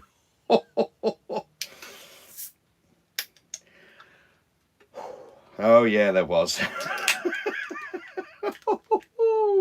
Yeah. So I'll be getting into it. Oh dear. Oh, Sam Hain and Horror Collectibles, you bastard. You put me down the road now, haven't you? Yeah, let's just have a swig before we talk about this, shall we? Woo! So yeah. So being a massive Return of the Dead fan and having the podcast Rabid Weasels and a podcast that's doing quite well, which I'm quite happy to add. I've known about this trailer coming for a while. So I've had some guests on. Not getting into major specifics here, but you've got Living Dead Media here, and then you've got the Return of the Dead Originals here. Now, the Return of the Dead Originals are the original cast who have said to Living Dead Media, "Oi, you have used our likenesses, yeah, for years, but you've not paid us a penny." So Living Dead Media is like, no. So Living Dead Media has decided to sue the Return of the Dead Originals, which is the original cast. That's an ongoing battle. You can find all that out in Rabid Weasels. I won't get onto that. But I had a few guests on who were part of Return of the Dead Originals. So what I did was I thought, well, I've had some people on from that side. I need to get people on from that side, the Living Dead Media side, so they can say their thing. Because, there's two sides to every story, yeah? So I reached out to the owner, and he rang me. Yes, he rang me. He got my number, and we chatted. Yeah, so he's a nice guy. And he told me that the trailer was coming today, Friday the 13th, so I waited for it. I'd say I wait for it. I wasn't like sitting there waiting for it, but it arrived. I was in work and it arrived, and I watched it on my lunch break. Whew, wow, yeah. Franchise isn't looking good at the minute, is it? Mate, it looks fucking terrible. It looks terrible. I got no hopes for this being any good. I don't even know if it'll be released, to be honest. The way that guy runs his stuff. Bloody hell. So yeah, what we got here? Yeah, 3 weeks. Oh man, is that how long you've had the cold for 3 weeks or something? I've had a cold for 3 weeks now. Jesus, 3 weeks is no fun at all. Having plenty of tea. Yes, stick a bit of honey in your tea. That will always. That's if you like that. Yeah. Haven't watched it myself. Figured you were the one to ask. Like, Paul, I'll message you after this. Yeah, I'll message you. Yeah, it's interesting. Yeah, interesting where they're going with that. But yeah, there's way more to it, but I can't really get into specifics on here anyway. But if you listen to the podcast, you'll find out more. But wow, yeah, wow, yeah. A couple of drops today. You had the Return of the Living Dead trailer, Texas Chainsaw. TerrorVision released. They dropped the Part 6 cassette. Did anyone see that? Pardon me. It looks really nice. I don't own cassettes. Saying that. I've got one here by a band called Kid Dynamite, but I've got that for collection. That's from my other channel. That's from my other YouTube channel. I've got a little collection of cassettes, so I'm not looking to get it, but it looks amazing because it's got that front cover with the classic skull. I keep saying skull. With the mask behind the tombstone, Jason Lives. It looks well nice. And there's two different variants, I think. If you're a subber, anyway. So, just to check, what podcast are you doing? Okay. So, It's called the Rabid Weasels Podcast, and it is literally all about Return of the Living Dead. And there's about 23 episodes so far. We've had some good guests on. I've had Tom Matthews has been on. We've had Beverly Randolph has been on. Quite a few different people from behind the scenes. Some fans, some friends have been on as well. So yeah, check it out. That's the Rabid Weasels Podcast. But I also have another podcast that isn't. I haven't been as busy with this one, but I've got one called Tin Man Talks, and that's me just talking to friends, basically mates, people I know or whatever. So there's that one. Tin Man Talks is another one, and then I've got another one.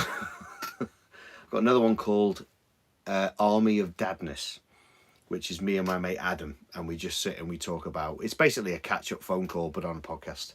We don't speak that often, so we're both dads, and we both like the same stuff.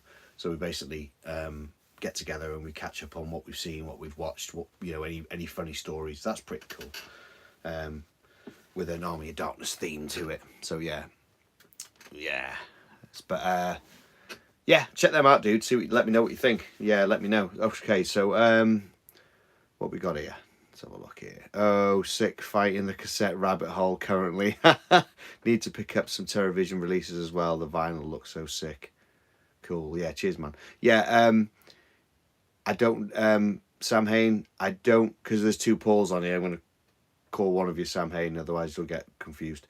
Yeah, I don't know if you're a fan of Return Part 2, but the score for Part 2, superb. I spoke about that on the episode, actually. If you, for example, let me show you. Part 2. Okay, so, any Return of the Living Dead 2 fans out there? So if you have the original DVD, the UK Press Region 2 DVD, this has the wrong score on it. This has the I see Friday 6 drop, but have the vinyl. That suffices. Same dude. I got the waxwork one, and it's beautiful and it's lovely, and it's the gatefold, isn't it? With the not the bus, but like the van on the side, and he's standing on top of the fire. Oh, it's so good. Ooh, don't get me started. Yeah. So, by the way, heard you speaking of bloopers when I came in. I died when Vampire 2 tried to say night owl. That's the bit that gets Liam every time. Every time I try and say night owl with those things in, it was a nightmare, and it just cracked him up. It's in the blooper video, but if you want to see it in its proper entirety, is go to the Salem's Lot episode and fast forward to the end, and they're all at the end. Didn't tell anyone they were in there. I just left them in there because I edit them. So yeah, check that out.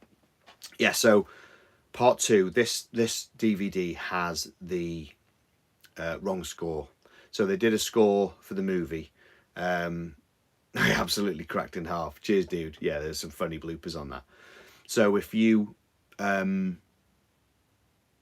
they did a score for it, and the director Ken Wiederhorn didn't like the score. He says it's not scary at all. It's too like too kooky, if you know what I mean. It just didn't fit. So they said, can we get someone else in to do the score? And Laurie Marr said, fine. So they got J. Peter Robertson in to do the score for Part 2. So when they went to, send the the original cut over to the studio or whatever, the Plums went and put the first score on this DVD. So it's the wrong one. The only way you can hear it is if you put the subtitles to French. Sorry, the audio to French, and the original score's on it. The only problem is they're speaking French, so unless you know French, it's not gonna do much to it. But the release that TerraVision released is the original J. Peter Robertson score to that, and it changes the movie. It's definitely darker. But if you're a nerd like me, and you want the only other way you can hear the original score on this movie is either the Laserdisc or the VHS tape. That's the only way you're going to hear it. The original score is on this, and this is the reason I got back into VHS.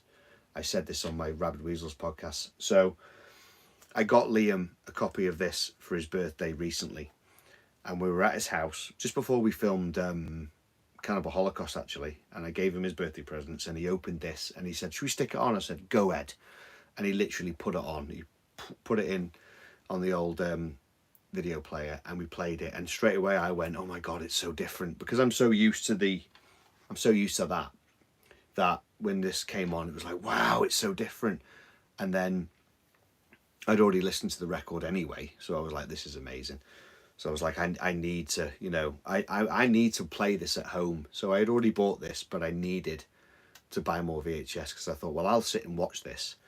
But a Spanish bootleg released on Shark Entertainment. You see the logo there? Yeah? They have ripped this from that. So it's a way of watching the original score on the DVD without having to get the VHS tape. But the VHS cut is better than this. This is a rip from a VHS that's probably been played about 25 million times. Yeah. Oh, mate, yeah, definitely. I've got the VHS and I've never seen it. This is what Sam Hain says. Give it a watch. If you've got this one, just stick it on for the first 10 minutes just so you can hear the difference. Yeah, it's unbelievable. But part 2, man, love it. Yeah, so if you can, watch the VHS or get the Shark Entertainment one. They're quite hard to come by. Look how different they are. The Shark Entertainment one is a little bit harder to come by. I've been waiting for it to come round, and I found it on eBay recently. Yes, they're Spanish. I think it's a Spanish boot, to be honest, because it's a really shoddy copy, if you know what I mean. That's the only downside to it. The quality of 2 on the Shark one, it's a bit shit. But yeah. Oh, excuse me. Sustenance needed. But yeah. Yeah, it's weird, isn't it? As physical, I mean, I'm guessing everyone chatting here now is all physical media collectors. It's weird. Finding myself going backwards. Sam Hain, you're looking at cassettes. I'm buying VHS. It's mad. I don't know why. I don't know. Is it nostalgic? Are we trying to get back down the nostalgic path that we love and we're used to, or is it because, I mean, I've been banging on about DVDs for years, saying horror DVDs will be worth something one day. Not that I'm looking to sell them. I just love collecting stuff, You can see the stuff behind me. I love collecting stuff, and this is only a fraction of my stuff. I mean, I've got stuff everywhere. It's an apex of a loft, so you can see the walls go in. I've got no room. If I had a square room, my camera would be way further back. You know what I mean? There'd be stuff everywhere. Just haven't got the space for it. But I definitely think that collecting stuff, it's just a buzz, isn't it? It's just a buzz to collect stuff. And same with records. Me and Liam are pretty much the same, that you get a record and you're like, yes, got that. Right, what's next? It's what you do, isn't it? It's what you do. That's it. Yeah. Brilliant, man. This beer's going down quite nice. I'm opposite ends. I'm picking up 4K and VHS at the minute. See, I don't have a 4K player, so I don't, what do you play a 4K on now? Can you play it on like game consoles? Do they play it? Yeah, physical. Yeah, Paul says physical rules, but the space needed is a bummer. Yeah, that's the downside. That's the downside, especially when you're talking video VHS. I mean, I think you can see some of my VHS there. There they are. Look, got them along here on that wall. There's only 1, 2, 3, 4, 5, 6, 7, 8, 9, 10, 11, 12, 13, 14, 15, 16, 17. It's 18 there. And it takes up that entire section just from VHS because, just the way it is. There's only 1, 2, 3, 4. There's only 5 VHS tapes that I had for back in the day, which I've always kept. All the other ones have been rebought recently. But it's... I've had that since as long as I can remember. That's that one. There's also this one. The OG. Love it. Then you jump down. Where are we now?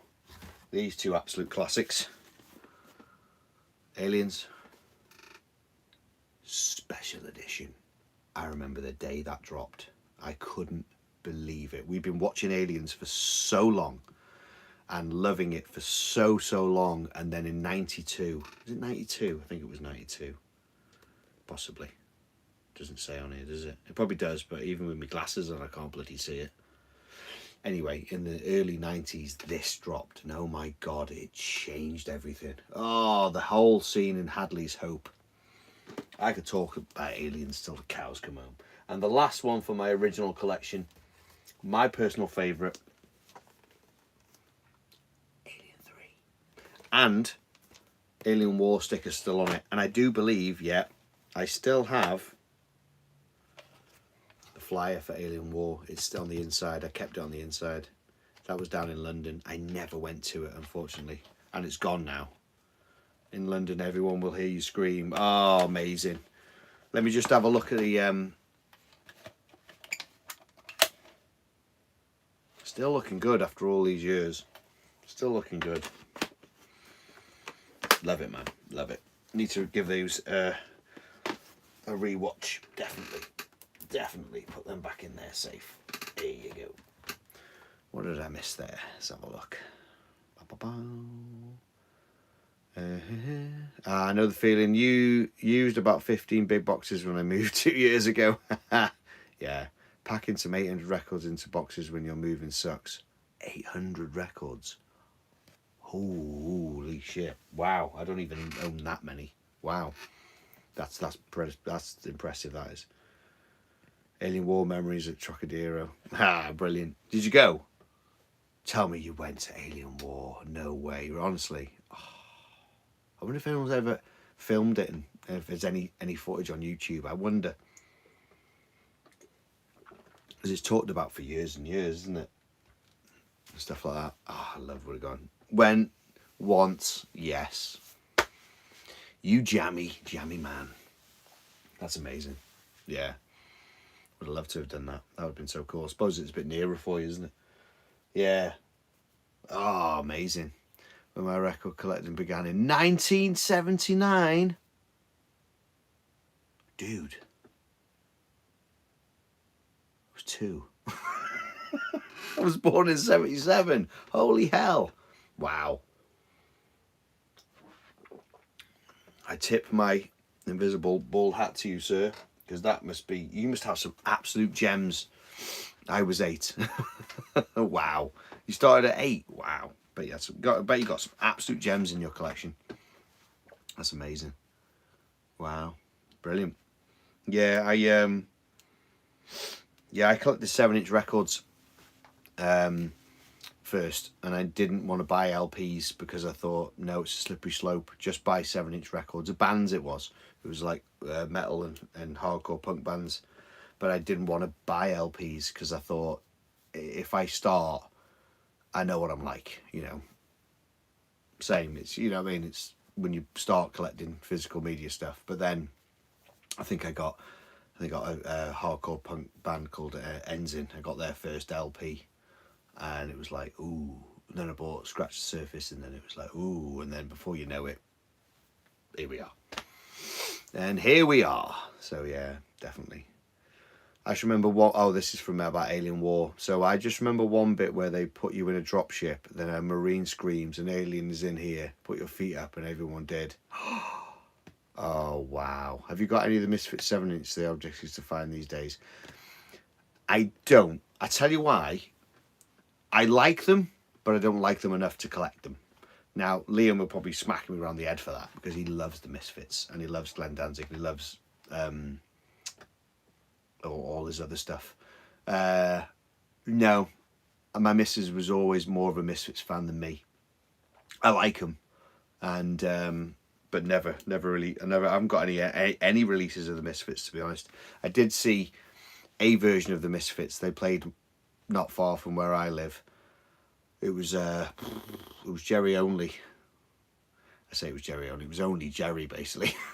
It was just him and some other people. It was rough. But it's not original Misfits, is it? So, no, Liam's the one you want to speak to about Misfits. He could probably talk to you about it all day long. He loves them. I think he's got a load of Misfits records he has, but I don't know which ones he has, to be honest. Yeah, you're just seeing cover bands now with them. Yeah, that's it. I'll tell you, the best Misfits cover I've ever heard is probably AFI. They did Halloween. Love it. And my boys love it as well, actually. Yeah, my boys actually love that. You know, they have it in the car. What do you want on? Halloween. When they know it as the AFI version. I did play them the Misfits version. They were like, oh, I don't know about this. It's hard when you're young and you hear something you know done early. Absolute banger, better, defo better than the original. Yeah, I think so. Yeah, it's cool, man. AFI record, superb. All Hallows EP, what a release. I'll cover that on my other channel, definitely. I've done some AFI records on that, so yes, superb stuff. Oh, amazing. Oh. So the next thing for me to do is to get, which score was I looking at the other day? So I'm down the OG presses, and I love the OG stuff. Any scores you're looking to pick up lately? Oh, you read my mind. Yeah, so there's a Reanimator, the original Varese Reanimator, you know, with a square cover, with the classic this on the front cover. That on the front cover. There's one of them on Discogs, £60. That's quite cheap, but it's like £60, isn't it? I want that. I want the. I bought the House 1 and 2 off you, didn't I, Sam Hain? But I want the original as well because it's got the ding dong front doorbell. I just sucker for original presses. I want that. Is there anything major? Oh, I'd love an original The Fog, but wow. There's a French version on eBay. The only difference with it is it's Jamie Lee Curtis on the front, you know, with the hand coming through, and it just has the Fog in French underneath. That's the only difference. But I think it's £60 on eBay, which is really good. But if you're going to spend 60, probably spend a smidge more and try and get the one without, you know. I just got Nosferatu 1979 on CD. Vinyl is unapproachable. Oh, sadly. As in it's not been done. I'm not sure about that. No, the Nosferatu. Oh, I'm getting a bit confused now. 1979, right? Okay, yeah. I just love the OG stuff. Expensive as fuck. Oh right, yeah. That's the only problem. This is the issue. I know Sam Hain's after a Halloween 3. I got mine quite a few years ago. I think I paid 60 for mine, which I thought was really good at the time. I've had it signed by Tom Atkins now, so that kind of that's not that I'm looking to sell, but I know that when I leave this plane, that all my records are going to my kids, you know, and they can fight between them. There's 4 of them; they can fight between them. But because I've had it signed to me personally, it devalues it slightly. If it was just Tom Atkins saying, I think he's put turn it off on it, turn it off, then it'd probably be worth more. But because I get my records signed to me, because I'm thinking to myself, yeah, if you're looking to get it signed and you don't get it signed to yourself, then that means you're one day potentially looking to see how much you can get for it. While you're on this earth, why not get it signed to you? Because you meet the person, you get that experience, and they sign it to you. That's why I do it. But then part of me had signature regret, signing regret. When I got my Halloween 3 score signed, I was a bit umming and ahhing whether I should. And now I'm a bit like, I probably shouldn't have. But what I'm going to do is I'm going to put my Halloween 3, because it's signed, with my picture of Tom that's behind Megatron and Optimus Prime there, I'm going to get it put in a frame. Because I've got 3 other versions of Halloween 3. I've got the, is it 3 or 2? I think I've got 2 more. I've got the Mondo one.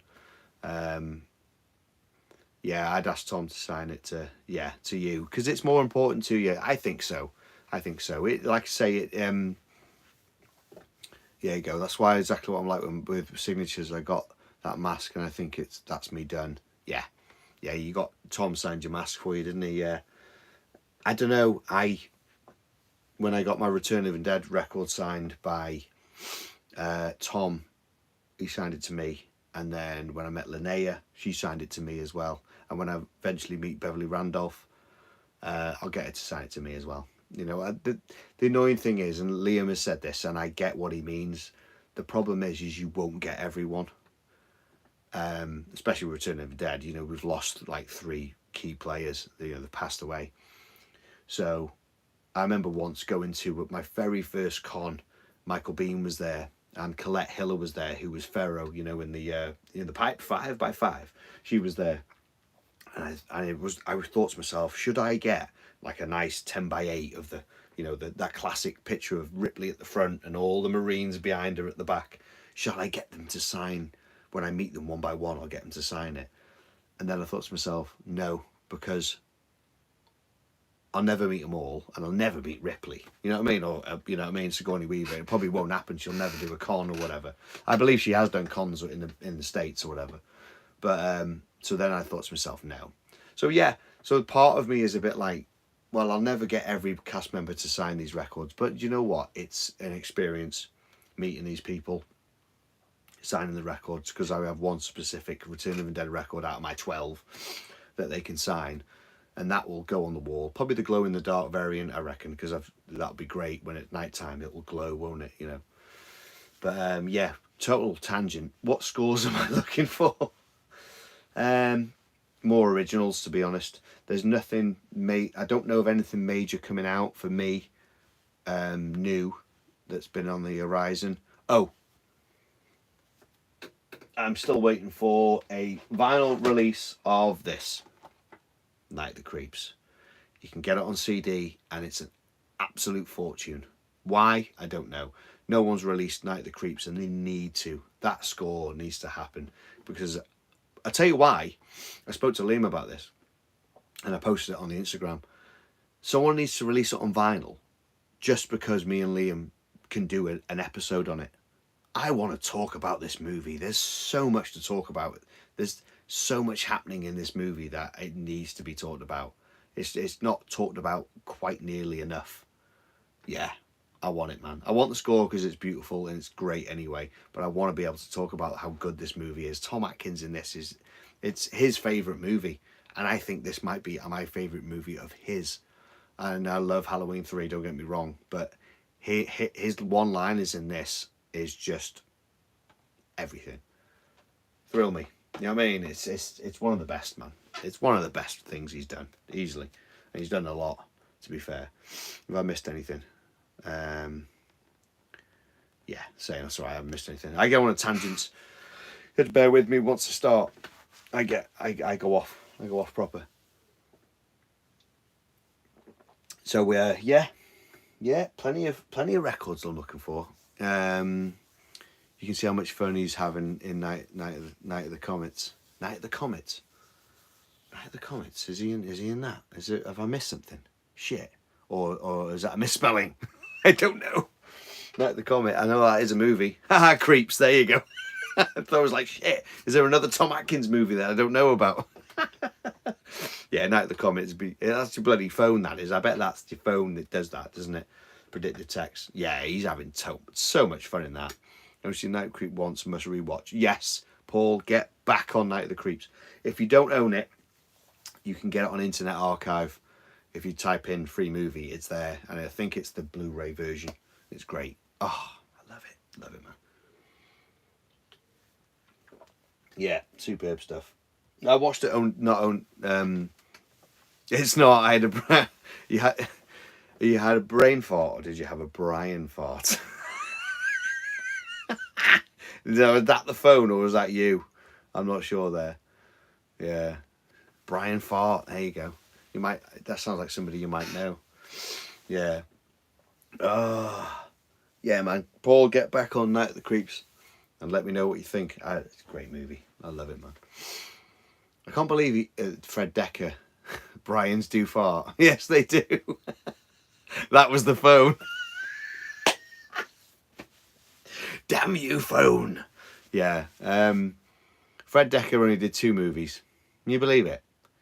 Night of the Creeps and Monster Squad. No, tell a lie. He did. He did RoboCop 3, didn't it? RoboCop 3 is what put the nail in his coffin. He should have carried on, man. You know what I mean? That was his debut movie. That was his first movie. Can you believe it? Amazing, amazing. I wish he'd carried on. I definitely think he would have carried on. Yeah, man. Would have been cool. Monster Squad is good as well. Years since I've seen it. I need to rewatch it. It's been literally years. Wolfman's Got Nards. You know what I mean? Yeah, it's been literally years since I've seen it. I don't own it, actually. I have to see if it's gettable. There again, Night of the Creeps was only released on DVD and Blu-ray, the last 5-ish years, maybe? It was never released. Did you grab RoboCop 3 vinyl release? Score is kind of fun. I didn't,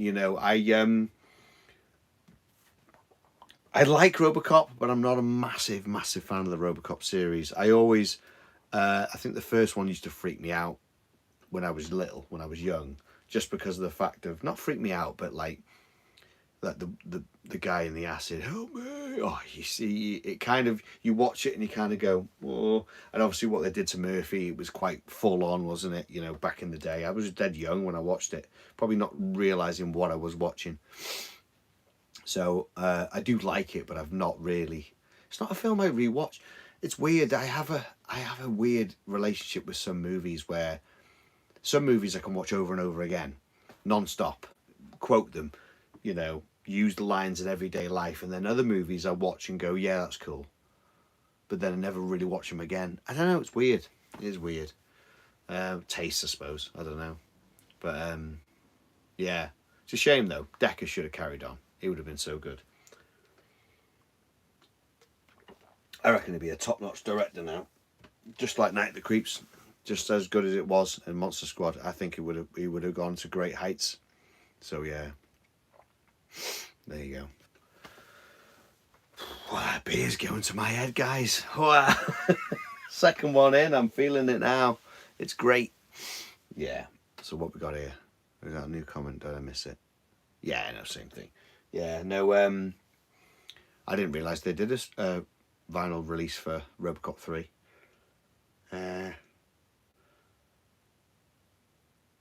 What else do I need? I'm trying to think.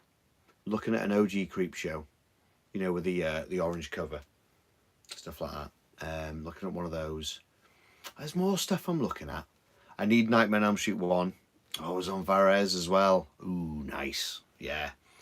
They really still have cornered the market when it comes to like scores, haven't they? I know Waxwork and Mondo, but Mutant and TerraVision, Enjoy the Ride as well. They're a good one.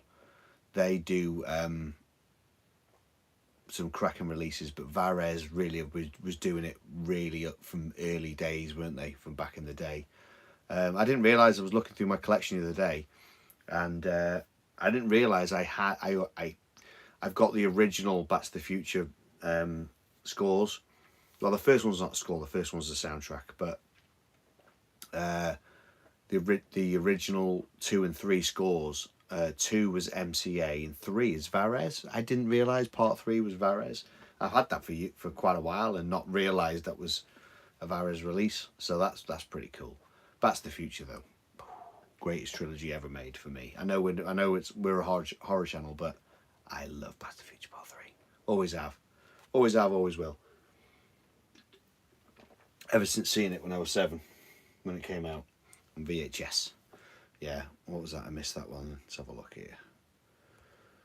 Oh, bloody hell. Getting these comments back. There we go. Didn't Rob Bottin do the special effects on the melting guy in RoboCop? He probably did. He probably did, to be honest. Yeah, yeah. It was because it was dead good and dead realistic and dead horrific. It probably was Rob Bottin, to be honest. Yeah, shame you don't hear about him anymore. Didn't he retire, Rob Bottin? Yeah, his work, man, on The Thing is just incredible. Not just that, The Fog. Did he do The Howling? Yeah, because what's his name left, didn't he, to do American Werewolf? Oh God, his name escapes me all the time. Who did American Werewolf?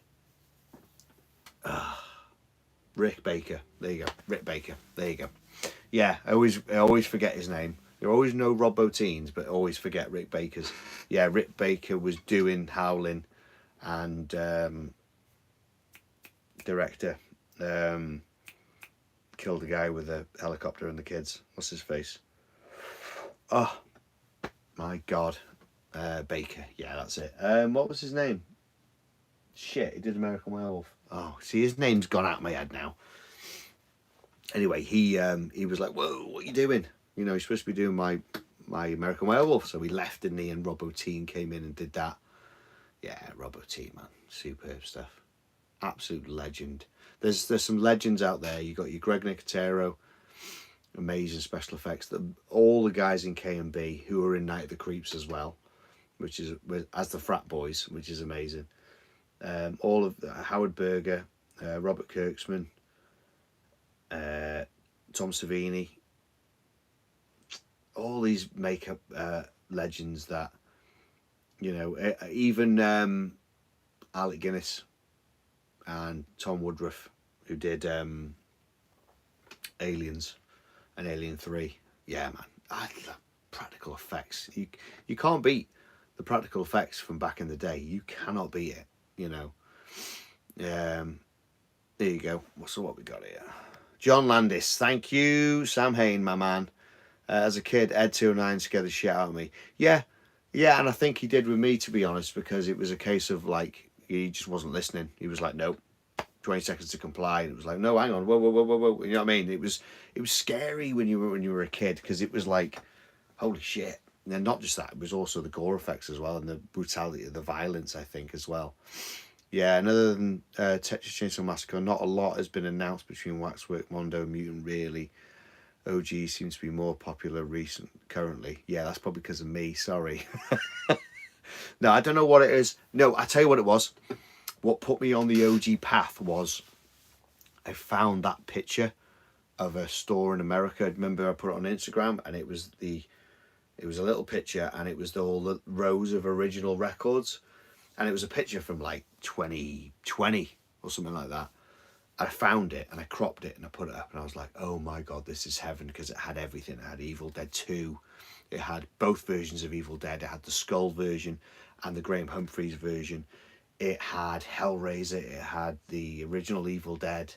God, it had The Shining. It had loads on there. And seeing that picture made me go, didn't make me burp, but it made me go, oh my God, look at them. That's heaven. And posted it, and I just fell down the path of like, I need some of these. And that's what set me on the path for originals. And I know it sent another guy, another watcher of ours, Andrew Della. He's gone mad for OGs. He's gone absolutely mad for OGs. And somebody actually, I don't remember who it was now, but somebody commented on the Instagram and said, I went to that shop, because they're from America, and I picked up a couple of those, and I couldn't believe that. Oh my God, which ones did you get? And he said which ones they were. I can't remember. You'd have to go back on that Instagram post and see, but he's like, yeah, I remember them being in there and walking past that. Oh my God. Imagine you'd walk in, when Homer walks past his house and he sees all that expired medicine, he's like, he doesn't know what to do. You do that, you'd be like, oh my God, oh my God, oh my God, oh my God, oh my God. You'd want to put it all in your basket or your trolley, because you don't want anyone else to touch it. But think how much that store's closed down now. But think how much that would have cost. It would be so good to have, though, wouldn't it? That, yeah, like Sam Hain said then, picture is amazing. It was so good. I'd love to be able to, it's live so I can't do it, but I'd love to be able to put that picture in just to show you how good it was. Some of the originals there were amazing, but that set me on the path. That sent me on the path of like, right, what can I find? I'd already found Halloween 3, and from there on, from that picture I found that Graham Humphrey's Evil Dead 2, and I think it was pretty cheap, to be fair, considering. But it's TER, it's that's Entertainment Records, and I think they're a little bit higher than they are. They don't go for as much. So I've got Evil Dead 2, I've got Nightmare on Elm Street 3, okay, now spooky, and I've got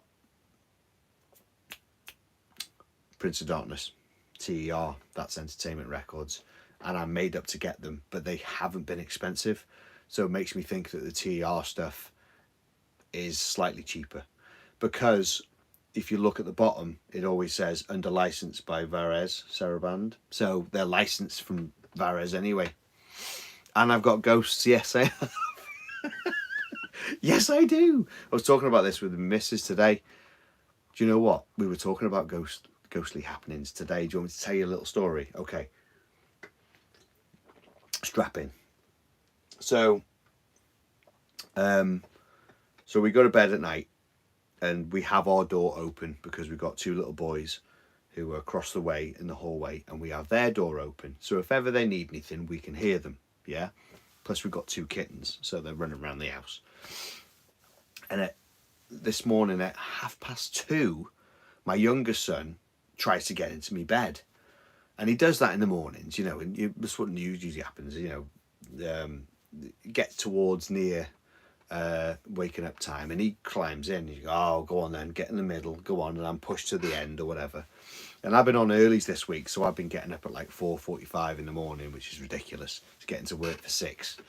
So yeah, I've been up for a few hours, and he starts getting in the bed, and he gets in the bed, and I'm like, oh, what time is it? I get my phone's at the side of the bed, and I click the time, and it's 2:30. I'm like, I said, kiddo, no, it's too early. Go back to bed. And he just literally goes, meh. He gets up and he just walks back to his room. And so I settle back down. Next minute, I can hear voices dead loud. I'm thinking, what the hell is that? And then I, obviously slightly delirious from in sleep. And then I come to, and I can hear, that's the TV. I thought to myself, the little bugger, he's gone downstairs and put the telly on. It's 2:30 in the morning. You can't be going down and watching telly, because he had school, you know, this morning. He had school. So I literally go, he's put the telly on, and I throw the quilt over. I run downstairs. I go into the lounge, right?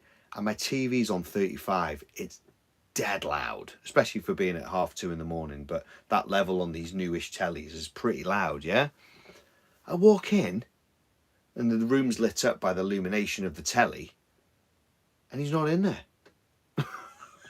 The telly is just on. My boy got up, walked across the landing, got in our bed. I said, no, go back to bed. He's gone back to bed. As he's got in his bed, telly's come on. So I turn it off, and I check, and I go back, and I look in his room, and he's in his bed. He's asleep. I'm like, what the hell? Who turned the telly on? You know, and the missus is like, well, did the cats walk over the remote control? I'm like, the cats were sleeping on the end of our bed. It's not the first time we've had some weird stuff in this house, I tell you. Yeah, there's been some weird stuff. So yeah, there's some weird spooky shit happening here. Yeah, friggin' spooky, mate. It is spooky. Because it was dead loud as well when it went off. It went off like dead loud. Like, what the hell was that? I thought it sounded like people outside. You know when you hear, and you know when you're half asleep and you're lying there and you hear like people, you know, for example, like someone has a telly on or whatever, or something in the room. It's part of your dream, isn't it? And I thought, what the hell? There's people outside. Then I thought, hang on, came to and went, no, that's the telly. Go into the light, Caroline. Yeah, go into the light. Oh my God, yeah. Imagine it. That'd be amazing. Amazing, amazing. So yeah, so we'll see what happens tonight. Let's see whether the telly turns on by itself. Oh, you never know. You never know. So there you go. Ah, amazing. I'm having a cracking time, guys and gals. It's really cool. It's amazing chatting to you and to have a drink. Getting a little bit on the tipsy side now, which isn't a bad thing. I'm having a drink for the people who can't, so there you go. Well, how are we doing? 120 minutes. Well, I think that might be near wrap-up time. I've got a few jobs to do tomorrow, so I don't really want to be getting up too late. But we're having so much fun here. This has been ace. Yeah, amazing. Thanks for everyone who's come on and chatted to us on this Friday the 13th. Oh, here you go. As a young lad, I had a weird experience with friends playing Ouija boards. No, I don't like them. I do not like them. Do you know why? Because I do believe that shit happens. Chin chin, will hit the hay myself shortly. Yeah, it's quite late in the UK for us here. It's getting a bit on a bit, isn't it?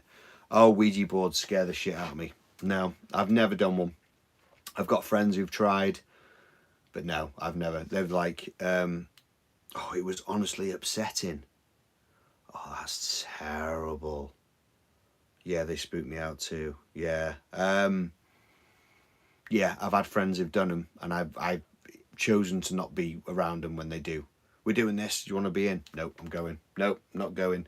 I believe in, you know, we've had some spooky stuff happen in this house, my other house especially, and I believe in all that. So I don't know. You don't know what you're bringing. You don't know what you're bringing to the table, do you? You know, and you don't know whether you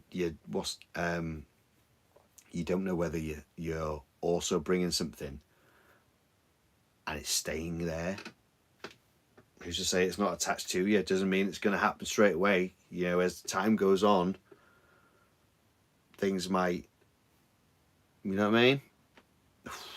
Jeez, it just reminds me of Hereditary. You know, when she does the, oh, Jesus Christ, yeah.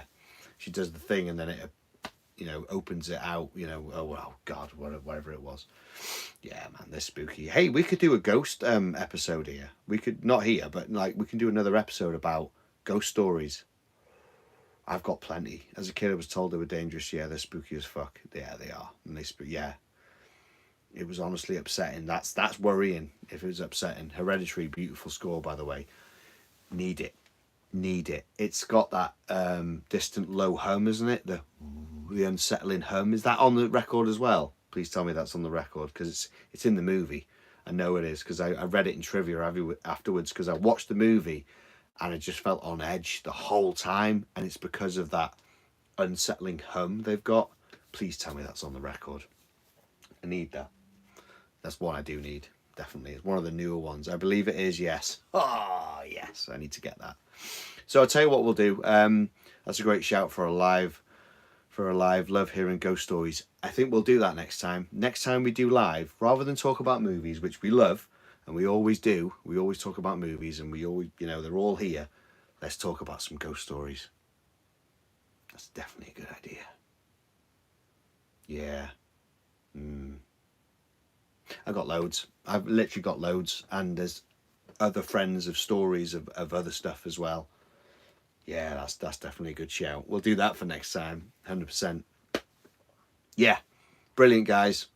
Thank you so much for coming on. I'm gonna wrap it up because it's getting on a bit. And second beer in, and I'm in the loft, and I'm gonna need the loo. Yeah. Right, I'm gonna wrap it up.